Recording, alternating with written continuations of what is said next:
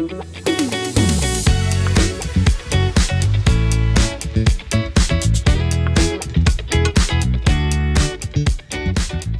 and welcome to the next chapter. Today I'm very honored to be joined by Dr. Christopher Abraham, an award winning academic leader, design thinker, and behavioral scientist. Dr. Abraham is the CEO and head of the Dubai campus at the SP Jain School of Global Management, a Forbes Top 10 and Economist and FT Top 100 ranked business school with campuses in Dubai, Singapore, Mumbai, and Sydney. With over 34 years of experience in management consulting, education, and institutional development across India, Singapore, and the UAE, he has become a globally respected voice in the fields of innovation, design thinking, positive psychology, neuroscience of decision making, and leadership. Thank you so much for joining us here today, Dr. Good Chris. afternoon, everybody, and thank you, Mishana, for having me here. It's my honor. It's totally our honor. So we'll start from it's called the next chapter. So let's start from your first chapter.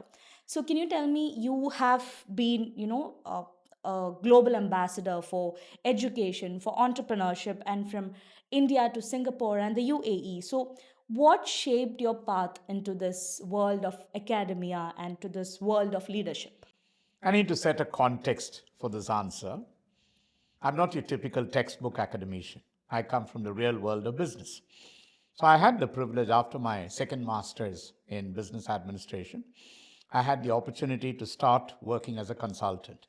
I've been part of a team that launched Titan watches to the world, right from demand estimation to brand strategy and retail strategy. Part of a team that launched Moods condoms to the world, right from, again, identifying consumer aspersions and then brand strategy marketing. And so that gave me a flavor of looking into the real world of business from a strategic consulting perspective. I think one big lesson that I learned and which I'd like to share with the viewers is you need to be bold enough to take crazy risks, which is what my life is all about. So after doing this very comfortable, very nice, high-paying job, somebody said, if you're in consulting, you can't do sales. And I wanted to disprove that myth.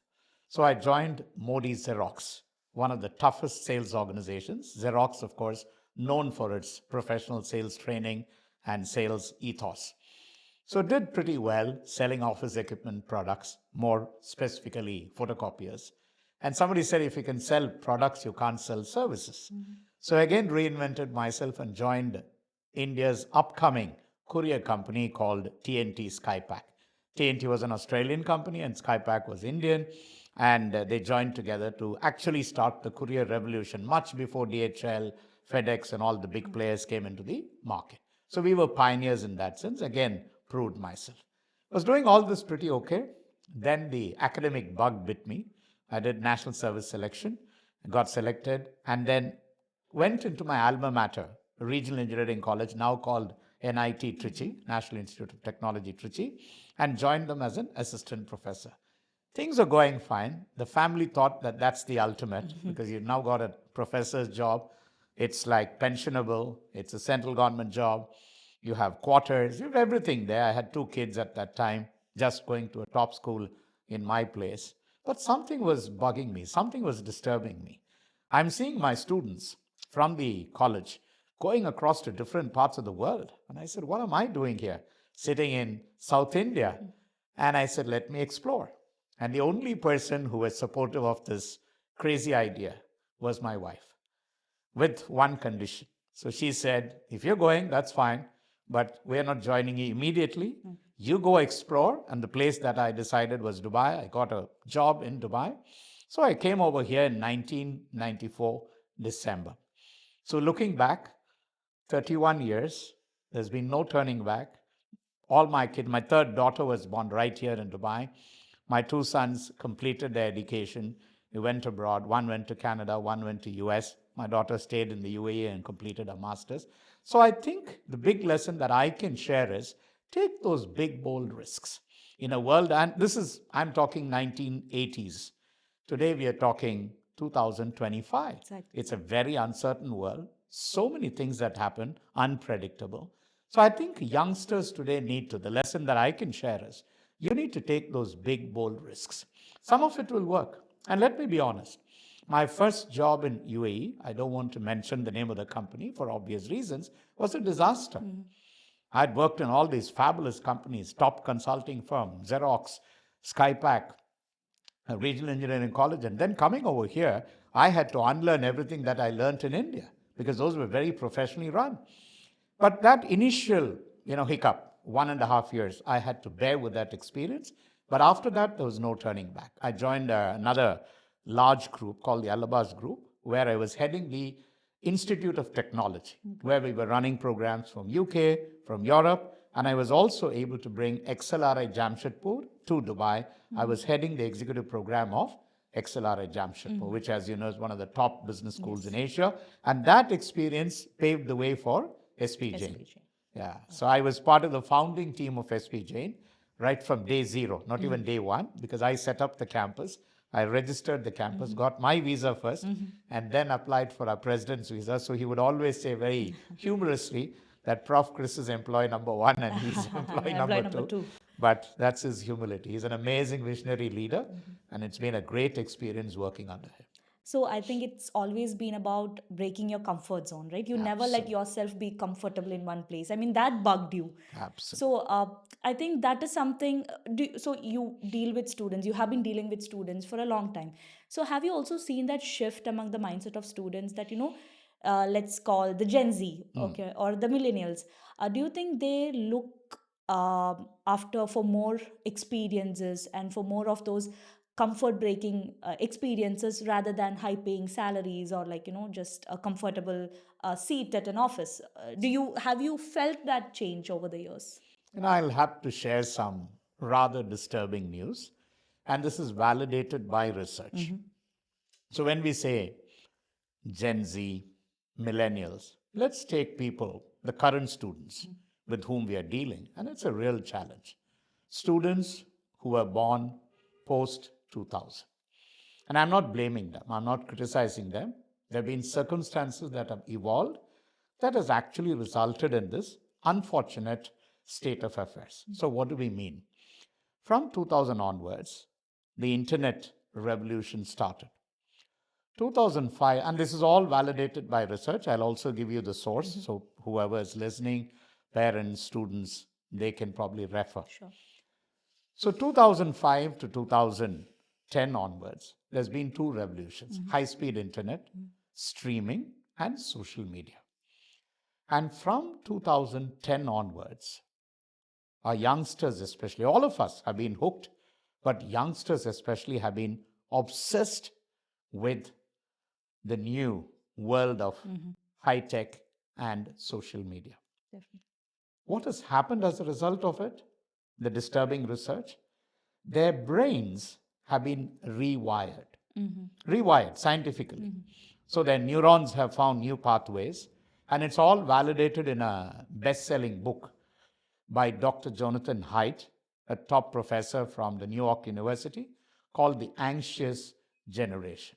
So the first part of the book is all these disturbing statistics about how the younger generation is today lost in this technology. And the second portion is, of course, techniques about how we can address it. Now, let me answer your question. So, as a result of these circumstantial challenges, the youngster today, has lost, I wouldn't say lost, has taken a backseat in terms of being a wholesome human being. What do I mean by that? A wholesome human being is able to have a conversation with a fellow human being. A wholesome human being is able to use his or her critical thinking faculties. A wholesome human being is able to look at or apply problem-solving abilities. Now, for all the wrong reasons, we have dumbed down that generation, and I will not blame them alone. Part of it is the tech companies, part of it is the technological revolution, part of it is even academia. We need to sensitize our students. Now, here's the good news. So this could again be a big eye-opener. In many of the top universities across the world, and we are talking the likes of Stanford, Harvard, and we are trying to bring that, is back to basics in universities. What do we mean by that? We are so obsessed with AI. Now we are saying, Hey, AI is good. It's a great complement. It's a great tool. But let's not be totally obsessed with it. Let's also balance it. It's called the blue book phenomena. What's the blue book? In our days, 40, 50 years back, we would take a book to college, to school. Yes. And when the professor is talking, we would take notes. So we're telling, let's go back. I have started that. So I have AI tools. We have a very advanced AI tutor, which we use extremely effectively in the classroom and outside. But we also bring back the blue book. It can be whatever color, but they call it the blue book because in US universities it used to be blue. So it's the blue book revolution. You can Google this, you can find it. There are many universities that are going back. Now go back to the other side. Evaluations, assessments. Again, ChatGPT, LLMs. So students are finding shortcuts. I'm not against using ChatGPT, but for heaven's sake, use your mind. Apply your mind. So I think professors also need to become creative to find out ways by, okay, you've taken this. Now tell me, what was the process? What was your thinking process? What did you learn from this? If you had to do it differently, what would you do? Right? So things like that. And then oral assessment in terms of presentation of what you learned, written assessment, right? So things like that. I think we need to reimagine this so that youngsters today, to answer your question, I've gone in a long route, but it gives you a perspective of what is happening. I think the onus is on us, the elders, the teachers, the professors, the academic leadership, to conscientiously be aware of these challenges and do the right thing. I will not blame the youngsters. Youngsters are just victims of circumstances. So there's a very famous TED talk called How Schools Kill Creativity. Yes. So it's not the student that has done it. Sir Ken Robinson, yes. It's probably one of the most watched TED Talks of all time. And he categorically says it's the school system that has dumbed down these youngsters. So I think we need to revive that. The art of being curious, the art of asking right questions, the art of critical thinking. All these are innate human abilities, God-given abilities. And we have successfully, dumbed down those beautiful attributes of human beings. Okay. So, with this being said, the one part you mentioned where it's also the role of academia, right? Where it's also the role of institutions on, these efforts can be taken by each institutions.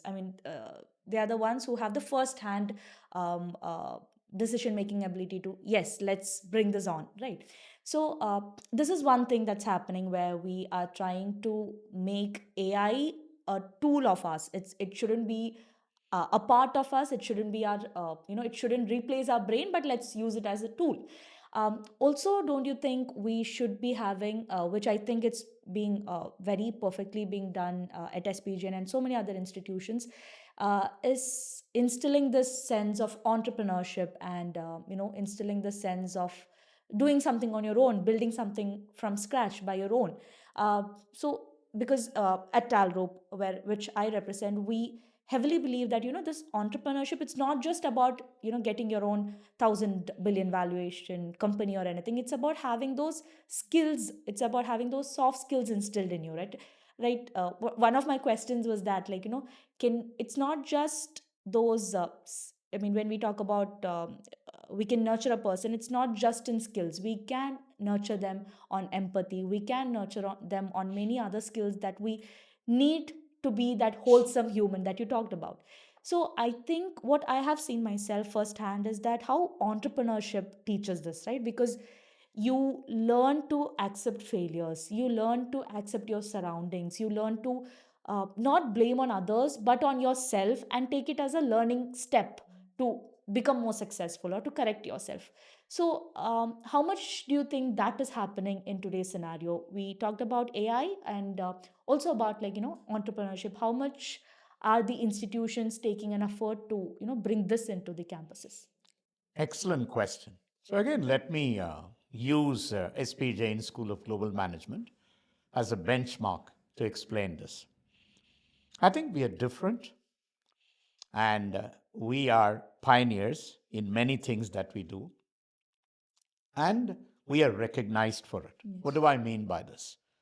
In the last 21 years of our global existence, We've been recognized among the top 100 business schools in the world by Financial Times twice, top 100 in the world by The Economist, top 20 in the world by Forbes, top 10 in the world by Forbes, top 5 in the world by Wall Street Journal and Times Higher Education, and more recently, Bloomberg ranked us among the top 15 in the world, and in 2025, our QS World Rankings were among the top 25 in the world.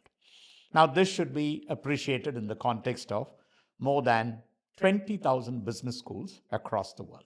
So a top 10, a top 100, a top 20 is right there on the top of the totem pole. Now it augurs a question. What is it that makes these prestigious publications and ranking bodies to recognize us? If it's one, that's fine, but it's happening. And I've just given you the big names. There are many more such rankings, including Nielsen, Global Brand Audit, so on and so forth. You can see these on our website. So the question, why?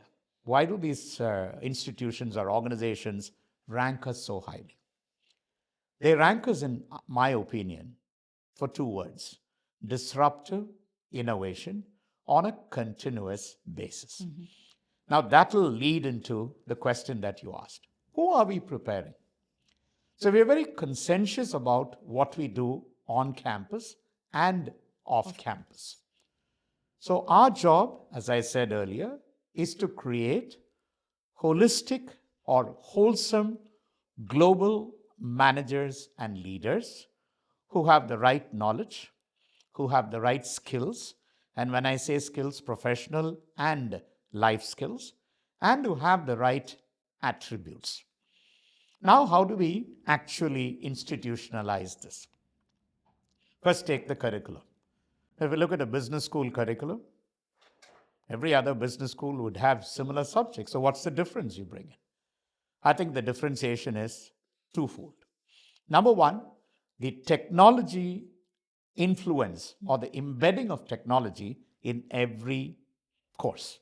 Say, for example, we have a specialization in supply chain. So yes, supply chain courses, supply chain curriculum, but the role of AI, the role of advanced technologies within supply chain management, finance, banking, economics, role of AI, role of fintech, role of blockchain, cryptocurrency in finance, marketing, marketing analytics, big data, neuromarketing. So you're getting the drift. Exactly. Everything contemporary, relevant on an ongoing basis. The way we do it is we have a advanced high-profile industry advisory board that actually gives us the inputs into what we should be doing. Even before we change the curriculum, we send it to them and they say, yeah, please change this, add this is irrelevant, this is new. And so there's an ongoing process.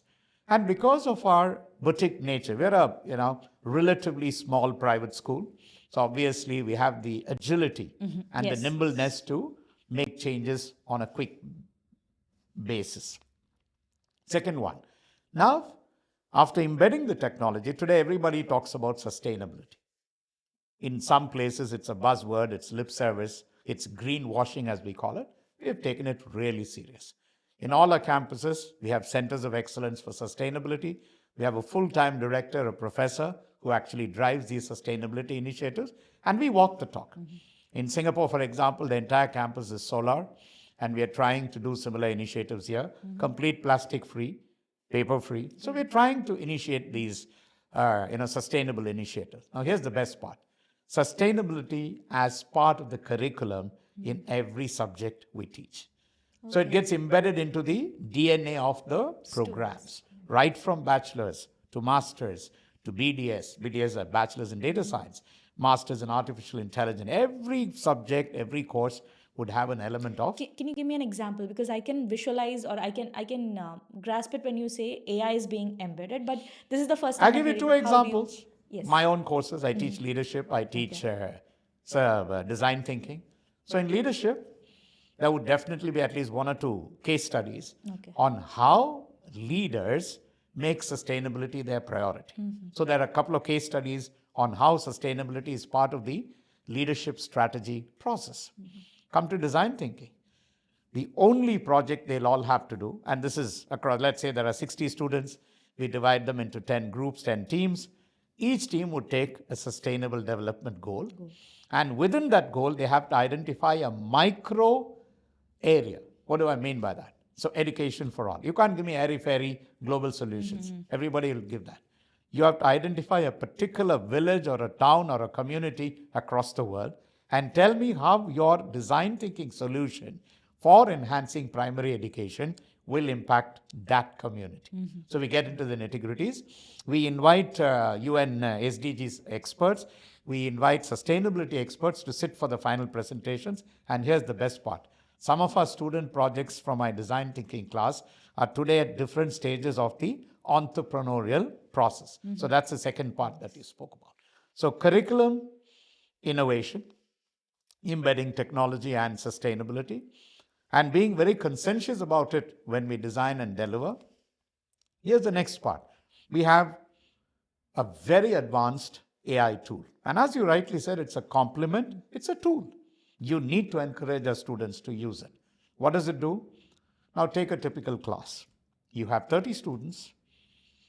20 of them are very active in class, and you have an assessment component for class participation. The remaining students are really good. They know the subject, they know the answer, but because they are inhibited, because of psychological aberrations, inhibitions, introversion, they don't express.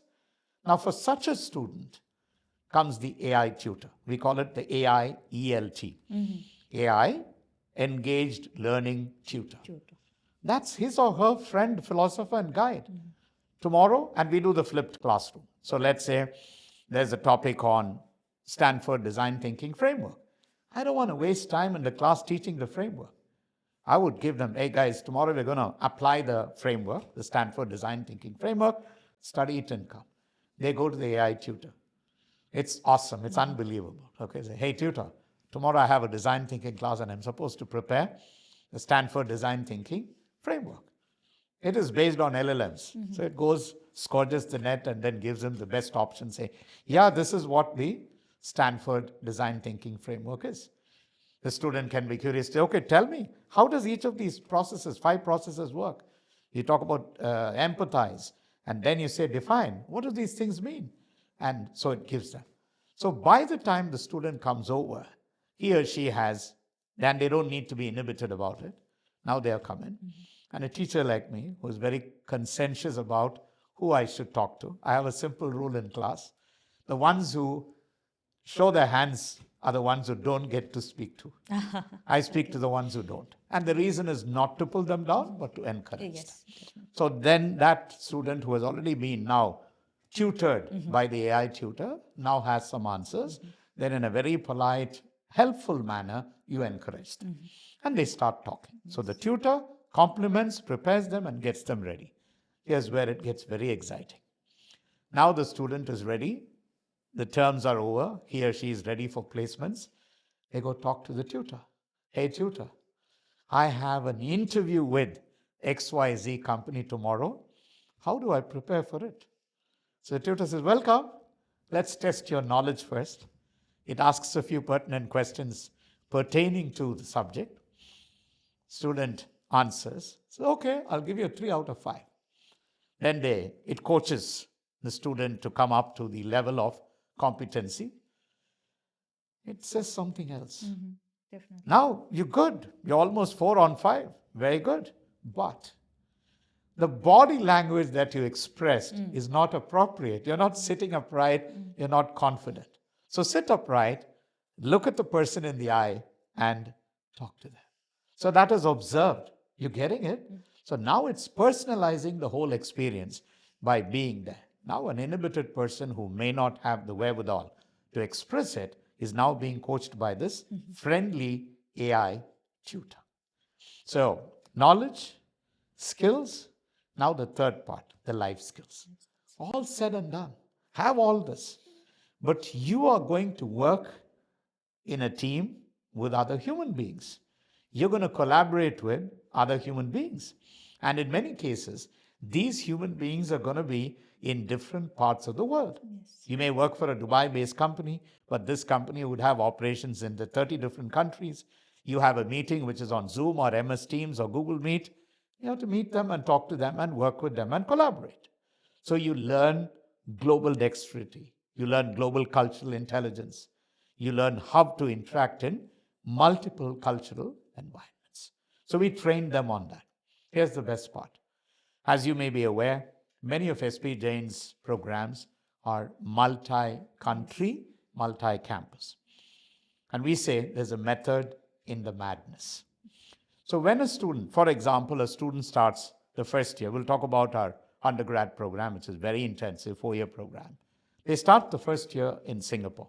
And this year, we also gave them an option to start in Dubai. What happens is not what they do inside the class, which is probably everybody doing, but contemporary curriculum with sustainability and technology embedded in it. But I think an equal amount of exciting learning happens outside the classroom. So what do we mean by that? In Singapore, the student is exposed to the Singapore story, the Singapore culture, the Singapore business, the Singapore economics, and the Singapore geopolitical environment. So by the time the student finishes the first year, he or she has now been exposed to not just Singapore, but the Far Eastern scenario, because Singapore is an epitome of the Far Eastern environment, right? Asian environment. So they learn the cultural practices, they learn the business practices, they learn the economic factors, and they learn the political factors through projects, through lectures, and through actually experiencing it. In fact, one of the first exercises they do is a treasure hunt, where they actually discover the city of Singapore by a treasure hunt, organized by our student life team. Now they come after 1 year and 8 months of classes, 4 months of compulsory internship. They do it in Singapore. Now they come over to Dubai. What happens? You have to unlearn everything you learned in Singapore, because Dubai is the epitome of the Middle Eastern environment, with not just deserts, but deserts changing into dreams and destinies. What makes this city tick? The vision, the leadership, the business practices, what makes them such a record-breaking city? They learn that. Now here's the best part. The brain absorbs all these unique experiences. Dubai, Singapore, Sydney. Last 2 years, they can go to Sydney and get an Australian degree, or by choice, because now we have a campus in London as well, they can go to London and get a British degree. It's up to them. So now, fast forward. 4 years, the student has gone through these multi-campus, multi-country experience. The brain has absorbed all these multiple cultural, business, political experiences. Now he or she is an intern or a full-time professional in a company. There's a challenge. Now that challenge is a global challenge. Our students, I can confidently tell you, are definitely different because of these unique experiences. Now the brain that absorbed all these experiences is also a pattern detector. Hey, this is how they do it in the Far East. This is how they do it in the Middle East. This is how they do it in a first world country like England or Australia. So they are able to connect the dots, and our students are doing remarkably well. I'm now linking it to the rankings. One of the key factors that is used in rankings is the growth of the student linked with what he or she did prior to joining the program, when they joined the program, and post the program, immediate and 3 years to 5 years. And globally, we are right on top in many of these parameters, because our students are able to make a difference in the world of business because of these unique experiences. Now the last bit, life skills. We have parallelly, along with the conventional learning, along with these technology-enabled learning, along with these multicultural global learning experiences, there is a track called professional readiness. What is professional readiness? You spoke about empathy, spoke about emotional intelligence, social intelligence, cultural intelligence, problem-solving skills, innovation, creativity, design thinking. So in other words, concepts, global learning, technology-enabled, and the fourth one is critical life skills. And before a student sits for a job interview, he or she is put through a practice session of at least 4 to 5 times before they actually sit in the hot seat. And as a result, the success rate of our students is pretty high because of these unique learning experiences. So I have two questions from what we just discussed. One is that, so we talked about this global exposure, right? So anywhere you go, this global exposure that you have sets you apart from, be it in your university, be it in your workplace. Uh, so we talked about this incredible opportunity that SP Jain is providing to its students, which promises that it gets its global exposure. How can, being a leader in this field of education, how do you think we can also have our school students back in India having get this global exposure right from their school ages? What would your, your suggestions be, or what would your recommendations be, so that our students back home are also able to get this exposure? See, another excellent question. Now, what we do for school students, we call these immersion programs. So, what's an immersion program? A bunch of school students from any part of the world can visit our Dubai campus or our Singapore campus, and we would spend about 5 to 7 days with them. We first of all awaken their awareness. What do I mean by that? Unfortunately, many of our students are coached by the wrong basis of information. WhatsApp University, for example. So they are misinformed or ill-informed about the opportunities, about how they should prepare for careers globally. So we first create that awareness that yes, there are threats, there are challenges, but it's a matter of perspective. It's how you look at it. And I want to allude to a very interesting a concept which became extremely popular during COVID. So during COVID, which was a global crisis, a catastrophic crisis, the Chinese, in their Mandarin language, had a way to express it. I'm not able to visually show it to you, but I can describe it. The crisis / catastrophe, or the catastrophic crisis, is depicted in two Chinese alphabets, two letters. And here's the best part. The first one denotes danger, and the second letter denotes opportunity. So yes, it's a catastrophic crisis together, but do I look at the danger only, or do I look at the opportunity? And it's a matter of perspective. And I can quote this here, that the biggest, most successful companies, right from an IBM to a Hewlett-Packard, to a Microsoft, to an eBay, to a Google, to an Apple, to an MTV, to an Airbnb, to an AirAsia, all these companies have one thing in common, and that one thing is that every one of these companies I named are or have started in the beginning of a recession. Why do I bring this? Because it's a question of perspective. And these youngsters who are coming for these immersions are given this awareness, hey, it's not all bad that it looks like. If it's challenging, it means it's a great opportunity for you to explore. You know, the last question you talked about entrepreneurship. I actually should say two things. We also want to encourage our students not to be job seekers only, but to become job creators. So at our Singapore campus, we have something called the I2E, which is Innovation to Entrepreneurship Center. In Dubai, we have this space, the SP Jain. I shared this with you last time you were on campus. The SP Jain AI Laboratory or AI Center for Entrepreneurship. So not only do we infuse the latest technologies, but we also encourage them to work on live projects on their own business plans.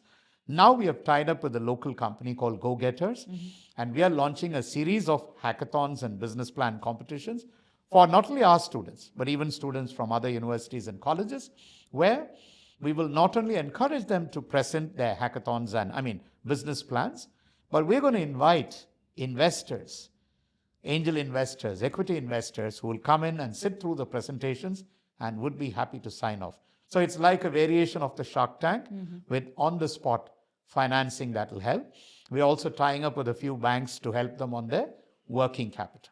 So I think this is an extremely important initiative. So one is exposing students from different parts, not just from India, from anywhere. They come over, see Dubai, because Dubai is a microcosm of the world, from the global village to 205 Yes. nationalities living in absolute harmony.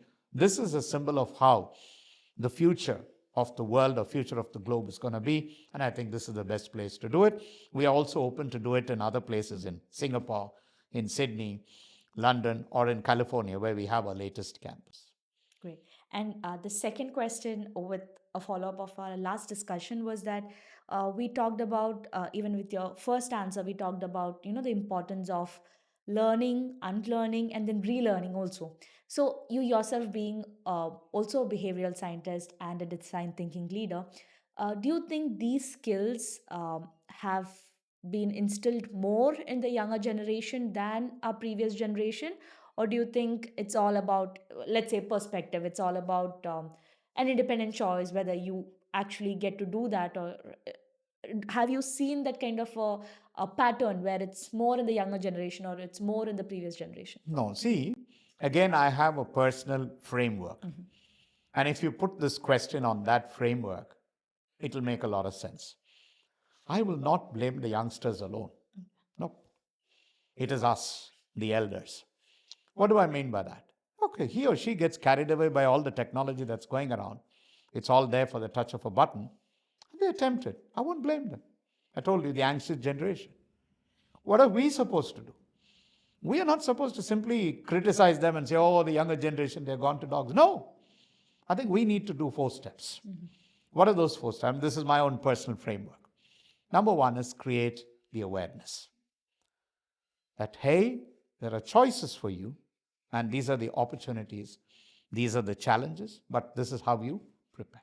So the onus goes back to academia, to leaders, both business and corporate leaders, who are supposed to create that awareness.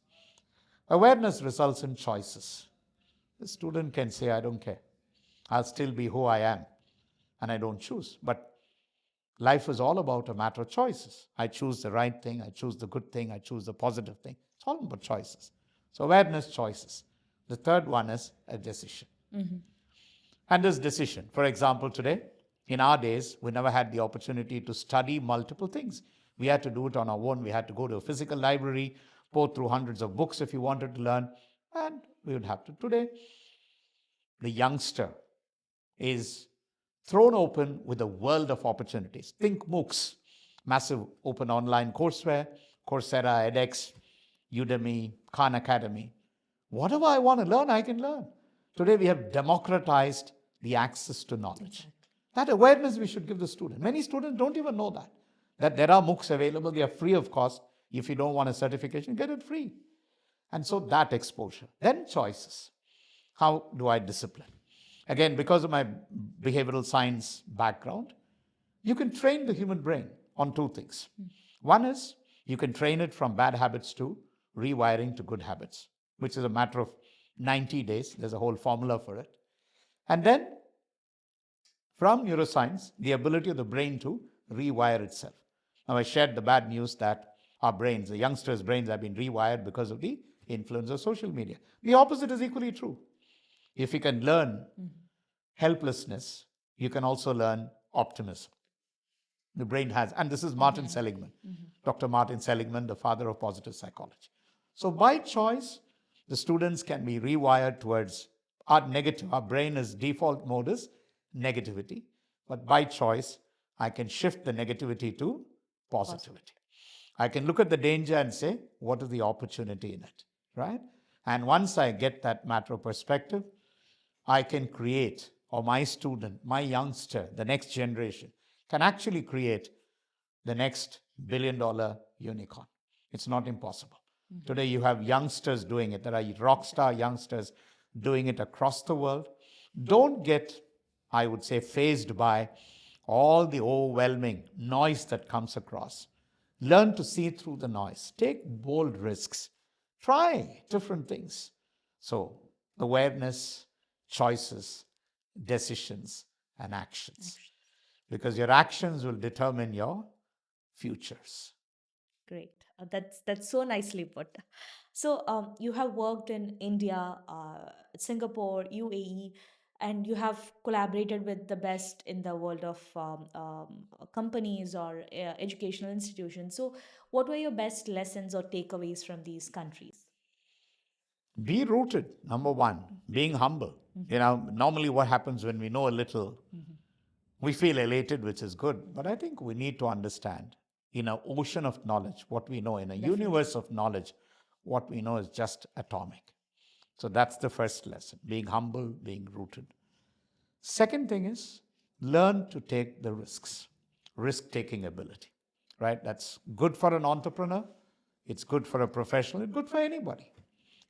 The other important lesson that I learned is the science of positive psychology. Today, there's tremendous amount of research that says that each one of us can choose happiness. Happiness is a science. And just for the record, we have centers for happiness in Dubai and in Singapore. And we are funded by a global foundation to the tune of about a few $100,000 to actually create programs for our students to actually keep smiling. So positive psychology, neuroscience, again, now reveals a whole range of things about how awesome the human brain is. To give you an example, and these are things that I learned over time, is that the human brain is probably the most sophisticated, the most complicated, the most advanced mechanism in the world, even far surpassing the fastest, most advanced supercomputer in the world as of date.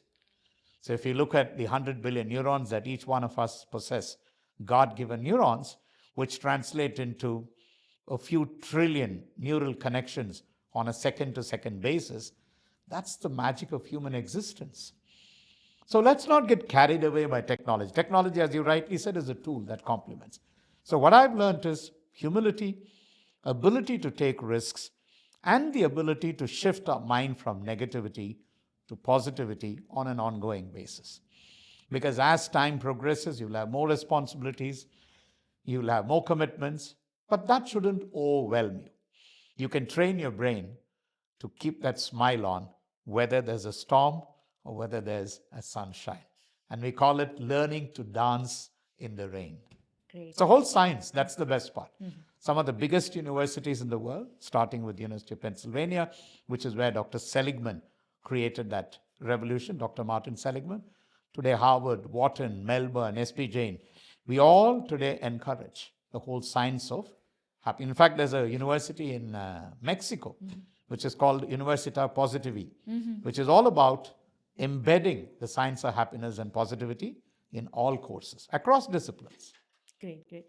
So, in today's world, in today's age and world, one thing that is very important is personal branding, right? The startup or the service or the business that you create, the service that you provide, it's equally marketable with your own presence as well. So we see all of these businessmen and all of startup founders turning into content creators as well. So let's even if you're talking about the social media aspect of it or not, how important is personal branding in your perspective from over the years? How have you seen its importance being increased? In a world of social media, the only way to stand out is to create your personal brand. Now, let me share some good news. This is not just confined to old people like me, who probably have come through years of experience. I'll give you a live example. So, a few months back, I had the privilege of sitting through the final round of presentations from a bunch of school students. And these school students went through a very intensive 8-month. This is right here in Dubai. And it was in partnership with the Dubai Future Foundation. These were students from grade 8 to grade 12 from different schools in Dubai. And they had this unique opportunity to be part of this program post their school hours. So they were from multiple schools, and so they had grouped themselves into students from different schools. They had to identify a genuine problem. And I'll give you one. The traffic challenge in Dubai, Sharjah, UAE. So one student specifically She came out with, it's a lady student, she came out with this amazing solution based on AI tools and technologies, which could now radically revolutionize the way RTA, Abu Dhabi Roads Authority, Sharjah Roads Authority, they look at traffic management. She has submitted, so she was one of the winners in that competition. She has submitted a proposal to RTA. We've connected her with the right authorities. We hope and pray that her solutions are taken seriously. So what I'm trying, these are 14, 15-year-old kids. We're not even talking seniors. So again, it goes back to we creating the environment. When I say we, academia, industry, government, and I think we are blessed in this place, the United Arab Emirates, which allows these things to happen. So Dubai Future Foundation, as I said, encouraged this. There were senior officials from the Dubai government, academia, we were invited. These students blew you apart. It was 3 to 3.5 hours. You couldn't even move out of your chair because they were giving solutions for green energy. They were giving solutions for traffic challenges. They were giving solutions for student learning, enhancing the student learning. Amazing, initiative. So the answer, it can happen anywhere. We need to create such encouraging. And I think UAE is a great example of how this can be facilitated, where they have a vision, a will, and they create the way for it. So we just talked about the ecosystem here in the UAE and how supportive it is. So back home, how do you think the startup and the academic ecosystem in India is going to shape up in the coming 5 to 10 years? Let me give you a live example. It has a Dubai connection and an India connection. 2019, if I'm not mistaken, two outstanding students from a Dubai school got admitted into Stanford. They were there in Stanford in 2020 at the middle of the COVID crisis, and they came home and then decided not to return to Stanford. These students were outstandingly intelligent, and they started a company which today has become a unicorn called Zepto. Zepto was started by two 19-year-old kids. They were Dubai born and brought kids, and they went back to India. Today, Zepto is a great example of what an aspiring, intelligent youngster could do. In fact, in this case, two. And Zepto is not a flash in the pan. You have so many amazing initiatives happening. Again, I go back to the school level. These things should be encouraged right there. We don't wait for them to come to college and then put them on through entrepreneurial programs. It's a mindset that we need to create. In India, we have a very interesting term called jugaad. Jugaad used to be, in those days, a rather derogatory term. Today, it's a highly respected term. Oxford University does research on it. There are a couple of professors who have written two New York Times best-selling books on jugaad. So jugaad is what? In very simple terms, it's lean innovation. We have been trained on that ecosystem because many times we are short of resources. We are short of the required finances, we are short of the required technologies, but we are made good. I can quote this as a very interesting example. Post the Pokhran nuclear test that we did, we were isolated from the world. And India didn't keep quiet. It said, what's the next big thing we can do from nuclear power to now getting on to supercomputing? So India's supercomputing happened when the entire globe boycotted us. Of course, we still had some friends, but we went ahead to do it. Supercomputing, Param, Center for Development of Advanced Computing. Look at India's ISRO, Indian Space Research. So I think there is a mindset within us which is dream the impossible. And India is a great example of what we can do if we nurture. So again, it goes back to us. When I say us, academia, educators, teachers, parents, governments that create the system. A few years back, there was this initiative called the Atal Innovation Vision, which spread up to schools. So school kids were encouraged to come with ideas. And trust me, I've worked with youngsters, so I can tell you very confidently, their minds are uncorrupted by the world of business. So it's so free-flowing, so imaginative that they dream. It's the mind of a child that thinks beyond. It's all about innovation. It's all about thinking beyond. Thinking beyond. There's no inhibition. A business professional would look at all the stumbling blocks and the numbers and the challenges. While a kid doesn't have all that. Kid says, I'm going to fly. fly to the sun. So I think we need to allow them. We need to nurture those dreams, encourage youngsters to, dream big and impossible. As, to quote the Dubai ethos, impossible is nothing. That's it. And this we should nurture for our youngsters, whether they are in India, whether they are in any part. Because today, thanks again to technology, the child in New York who probably goes to a sophisticated school has the same access to a child in a village in India. Exactly. So we need to create that ecosystem which encourages and provides them the knowledge, the tools, and the techniques. Definitely. And I presume Dr. Abdul Kalam's vision, Yes. which he had for 2020, will be materialized, even if not now, later. Definitely. So, do you also see a difference between the entrepreneurs in the East and in the West? Do you find there are the underlying skill sets they have, the underlying emotions they share, but apart from that, have you figured out any visible differences between their approaches to the business, or between like we mentioned Jugad? Have you felt any differences between the entrepreneurs of both the parts of the world?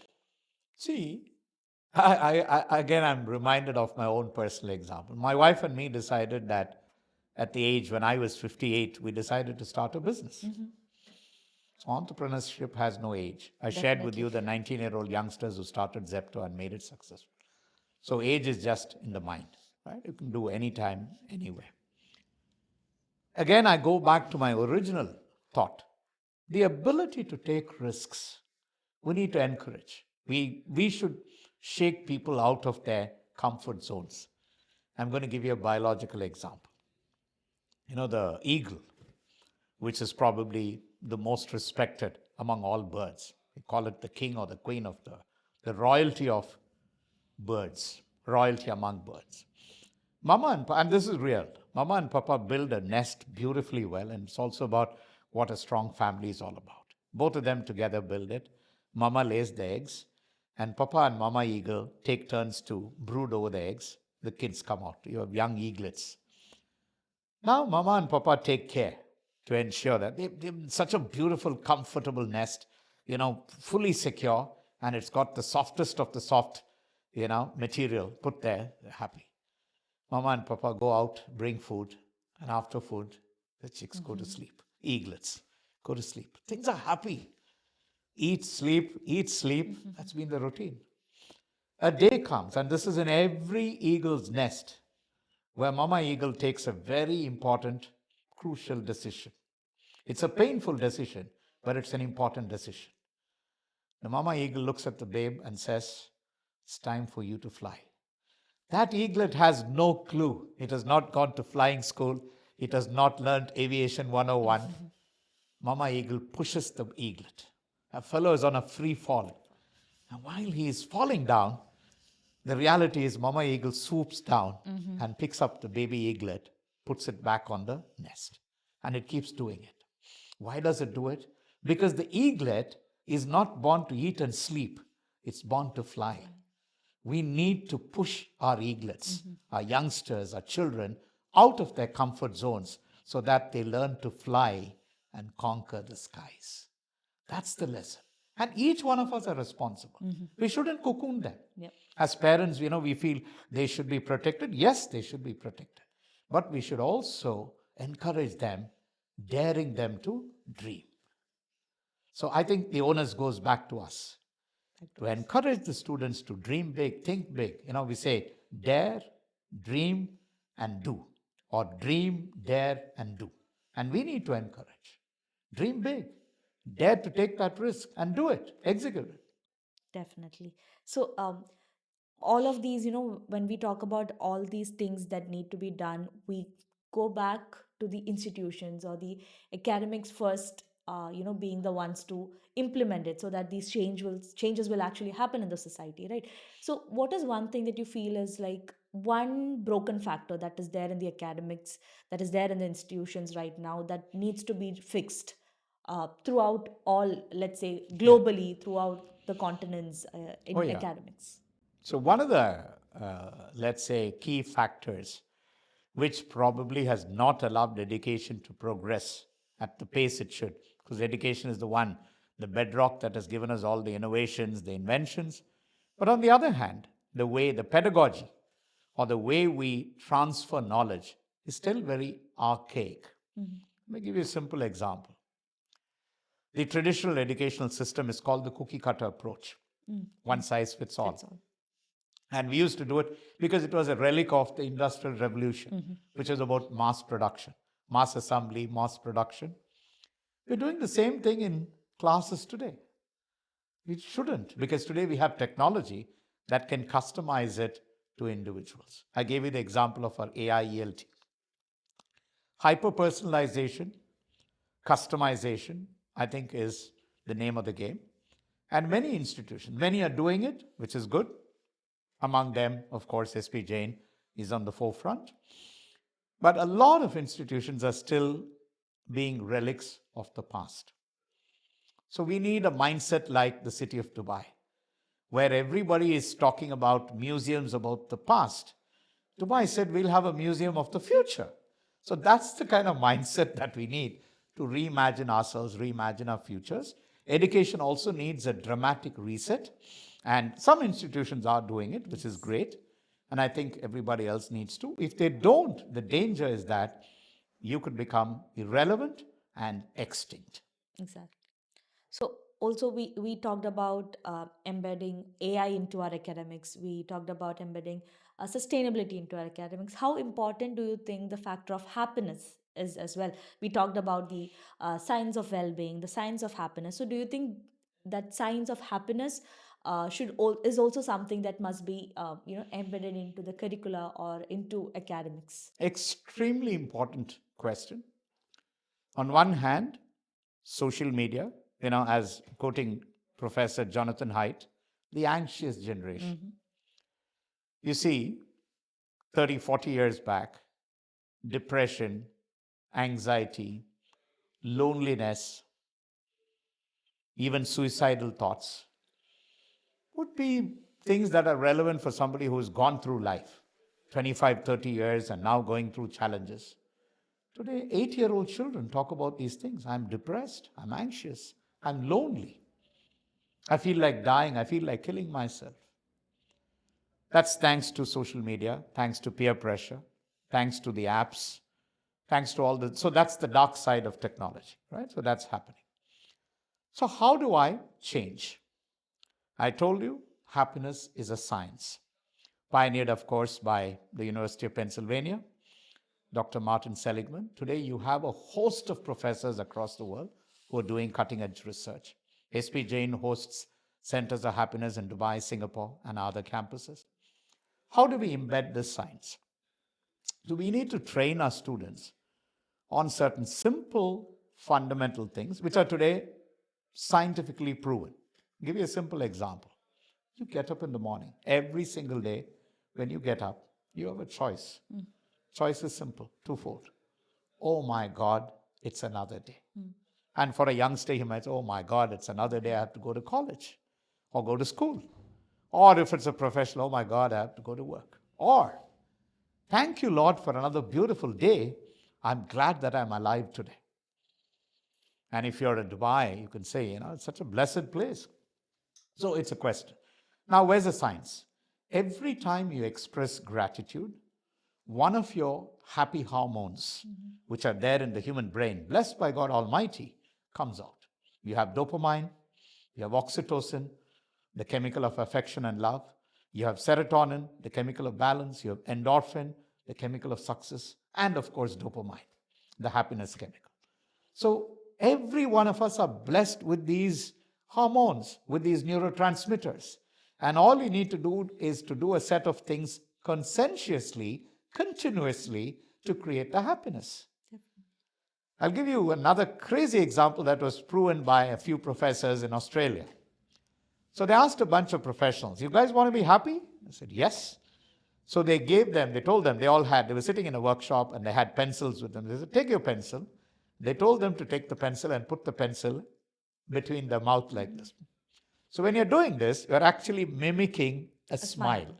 When you're mimicking your smile, you're sending an interesting signal to the brain The brain doesn't distinguish whether you're genuinely happy or not. Okay. The moment you put this, the brain says, hey, my man is happy. Let me secrete some dopamine. This was proven in a laboratory. So there's a whole science, right? So gratitude, love, empathy, compassion and care, altruism, giving. These are all being articulated in our scriptures for thousands of years. But it needed a neuroscientific lab to prove it, that all these things actually are good for you, good for your brain, good for your happiness. Now, how do I practice this? There's a very simple formula. It all starts with your thoughts. Watch your thoughts, they become your words. Watch your words, they become your actions. Watch your actions, they become your habits. Watch your habits, they become your behavior. Watch your behavior, they become your character. Watch your character, becomes your destiny. So where does it all start? With my thoughts. Each one of us have an opportunity to choose the right thoughts.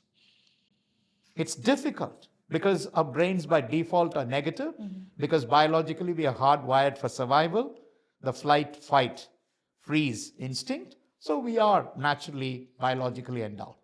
But you can shift that by shifting your thoughts. So again, it goes back to awareness. Now I've created the awareness. You have a choice. The viewers have a choice to make a difference between, okay, I want to start the day with a smile. I want to start it not just looking at, bad influences from, I'm not saying all social media is bad, but you need to have a balance. Exactly. And you can discipline. Any new habit you want to learn. Say, I want to learn to read. I want to learn to meditate. I want to learn to exercise. Exercise, it's also a boost for happiness. Meaningful relationships is a boost for happiness. Forgiveness is another dimension of happiness. So all of these things can be practiced. I have a formula which will be very useful for our viewers and for you as well at a personal level. I call it the 2, 20, 21, 65, 90. The 2 and 20 are minutes. Any new habit you want to start at a micro level. Okay. Today, maybe I have expounded the values of great reading. Don't start reading a 700-page book in one sitting. You will never read at all in your life because you got so bored. You want to start exercising, go to the gym. Don't do it for 3 hours. Do it for 2 minutes. Just do a few push-ups, do a little bit of walking, come back. Few days do it, and preferably at the same time. Say suppose 7 to 7:10, do for 2 minutes, you start. Then repeat that for 21 days. So incrementally increase the habits, called atomic habits. Increase it, 2 minutes, 5 minutes. Go to the threshold of 20 minutes. 20 is good enough. 20 minutes of reading, 20 minutes of walking, 20 minutes of mindfulness, 20 minutes of meditation, perfect. Then do that for 20 minutes, preferably at the same time in a disciplined manner for 21 days. 21 days is the beginning of a habit. Continue doing it for 65 days. 7 to 7:20, I'll do my walking. Keep doing it. 65 days, it now becomes a habit. Continue doing it for 90 days from that day one. It's now no longer a habit. It's part of your behavior. That's all. 2, 20, 21, 65, 90. That's the formula. Great. It works. It's scientifically proven. That's a very good takeaway for myself and the Anybody. audience. Yes. Any habit. Because we say, I should have done this before. No, Do it now. you can do it anytime. You can continue to reinvent yourself, reimagine yourself till you die. Great. So, what industries or roles do you think will be, the best performing or are the ones to look out for in the coming future? See, it's like this. Jensen Huang, the CEO, founder of NVIDIA, the most valuable $3 trillion company in the world, said this. AI will not replace jobs. The one who knows AI will replace the one who don't. Exactly. Now translate that into industries. Industries that embrace AI, imbibe AI, and become contemporary and contextual will continue to reinvent.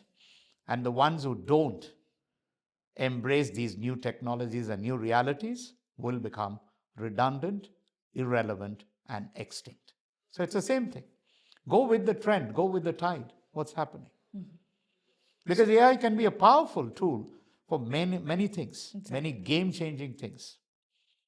So, as someone who has led multiple leadership positions and who has been recognized as being one of the best CEOs worldwide, to everyone watching, to all those aspiring CEOs and founders watching, what would your one piece of advice be? What would your one piece of wisdom be that, let it be school students or university students or professionals or founders themselves watching you right now? What is that one important aspect of leadership that will ensure that you turn out to be a great leader? Great question. I think the number one attribute of a leader is trust. So when my team, my colleagues, my stakeholders are able to trust me, I think everything else falls in place. Now, the same holds good for the leader as well. As a leader, rather than micromanage, rather than breathe down the neck of my team members, can I trust them to deliver? And this has been my guiding philosophy as a leader.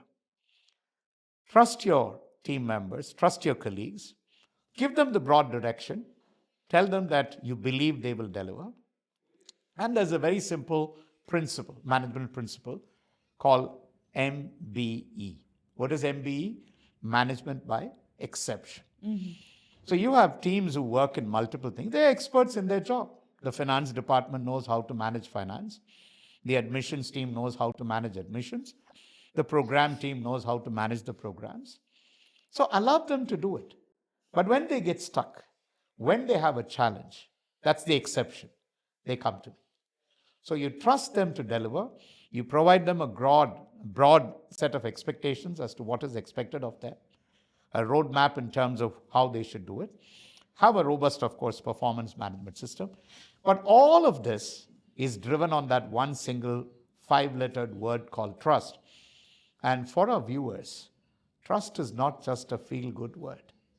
I told you about the 4 happy chemicals: dopamine, oxytocin, serotonin, and endorphins. Trust is that chemical that excites your oxytocin levels. Oxytocin is known as the trust chemical. It's been validated again by research. So all we are doing is we are enhancing the oxytocin levels of our team members by doing a set of things. What are those things? Trusting them, empowering them, giving them the tools to work, encouraging them, rewarding them, recognizing them, giving them opportunities to learn. All this management fund does.